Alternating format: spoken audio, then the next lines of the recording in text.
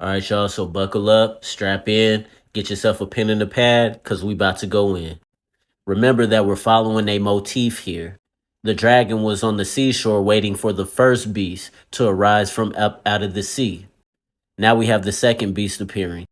Then I saw another beast slither up from below the earth.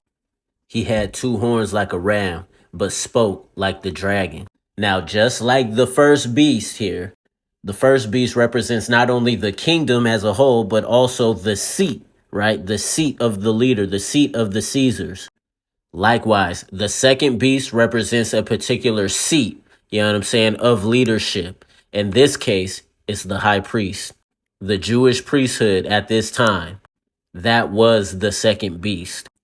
If we truly look at this in terms of the Old Testament, every king had a prophet. You dig? Let's take David, for example. Who was David's prophet? Nathan. Yes, David was ordained by God himself to be king of Israel, but David was not a prophet. That was a whole nother office, you dig? Nathan was the prophet. When Jesus was having his ministry, the priesthood was not what it used to be. It was definitely not ran as according to the laws of Moses, which is why Jesus had so many problems with the chief priests and the Pharisees and the Sadducees and the scribes, all of them.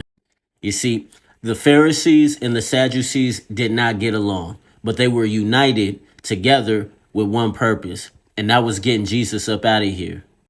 The priests were not being appointed to the priesthood in the way that they were supposed to, as according to the laws of Moses during this time. Now, the Sadducees were the ones that were controlling the Sanhedrin, the Jewish temple. You know what I'm saying? And it's because they held political power. You dig what I'm saying? They were more aristocratic. They held just more influence politically, which is why the Pharisees didn't really like them. They didn't hold much influence over the people. You dig what I'm saying? But they were the ones who controlled the temple at that time. Now, as far as the Pharisees, wasn't much they could do. They didn't have, I mean, some of the Pharisees were a part of the Sadducee sect, but it was only because of their aristocratic connections. You dig what I'm saying? If they were wealthy, if they had family, you know, just if they were well connected, then they could be a part of the Sadducees. And it just so happened, like I said, the Sadducees were the ones who were controlling the temple.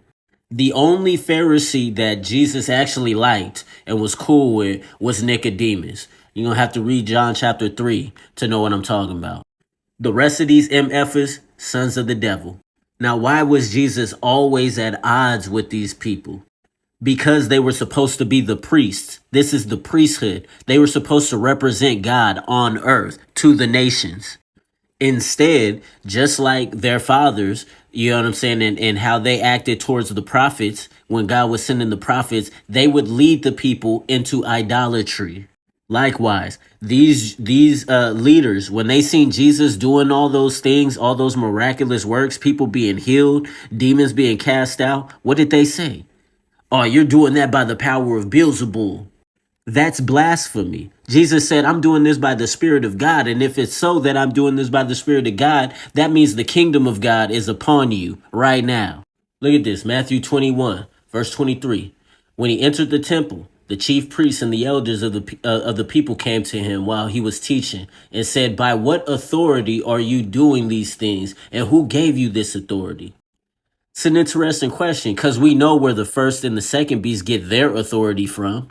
And Jesus answered and said to them, I will also ask you one thing, which if you tell me, I will also tell you by what authority I do these things.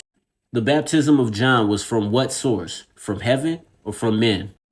And they began reasoning among themselves, saying, if we say from heaven, he will say to us, then why did you not believe him? But if we say from men, we fear the crowd, for they all regard John as a prophet. I'm like, what? What? These are priests talking like this? And they answered Jesus and said, we do not know.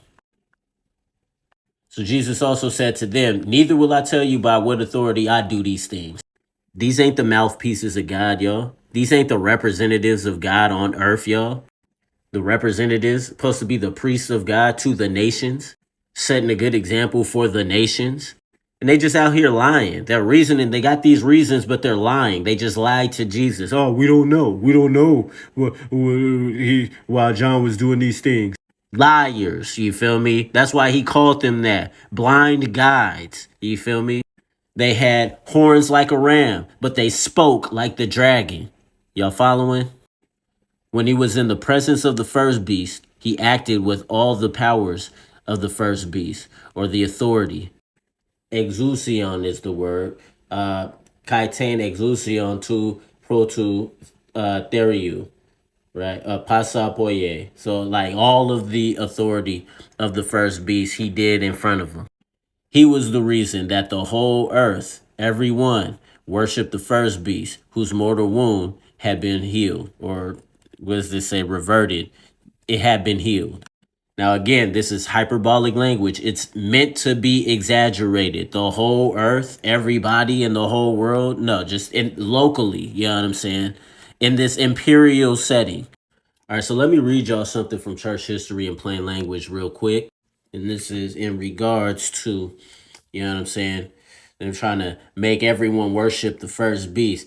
Anyone who aroused talk of a Messiah undermined the people's allegiance to the political order and endangered the relationship of the Sadducees, or that the Sadducees had with the Romans. Such a man, they concluded, had to be silenced before he sparked an uprising which the Romans would crush with characteristic brutality. If that happened, the Sadducees stood to lose their privileges. Y'all know what that means? What this means is, if the Romans hear these people calling this Jesus guy king, that's going to undermine his authority, the Caesar's authority. And what Caesar's gonna do is Caesar's gonna crush us. And that's going to threaten, you know, if I'm a Sadducee, that's gonna threaten my political seat. You dig what I'm saying? As high priest. You get, are you guys following? Are you guys starting to see these things? Now, because the Jews were causing so many problems with the Christians, they ended up inducing a bunch of wars and riots and stuff and revolts against them from the Romans. You know what I'm saying? Interestingly enough, but this is like after, yeah, this is after Jesus ascended to heaven. We'll get there. We'll get there. The second beast concocted spectacular supernatural phenomena for people to see, such as making fire fall from the sky. Now it's funny. I like the way that the graphic novel renders this. This is more, you know what I'm saying, like graphic novelly. You did.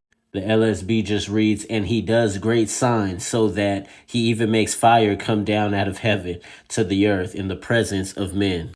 Now, trivia question. What prophet made fire come down out of heaven? If you said Elijah, you get 20 brownie points.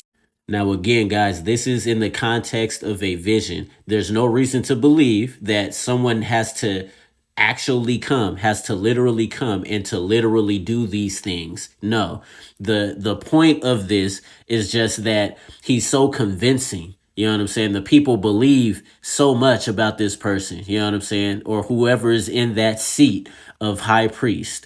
Now, we do have Caiaphas, the high priest, giving a prophecy. He was prophesying, but he wasn't doing it on his own, though. John chapter 11, verse 49. But one of them, Caiaphas, who was high priest that year, said to them, "You know nothing at all, nor do you take into account that it is better for you that one man should die for the people, and that the whole nation should not perish."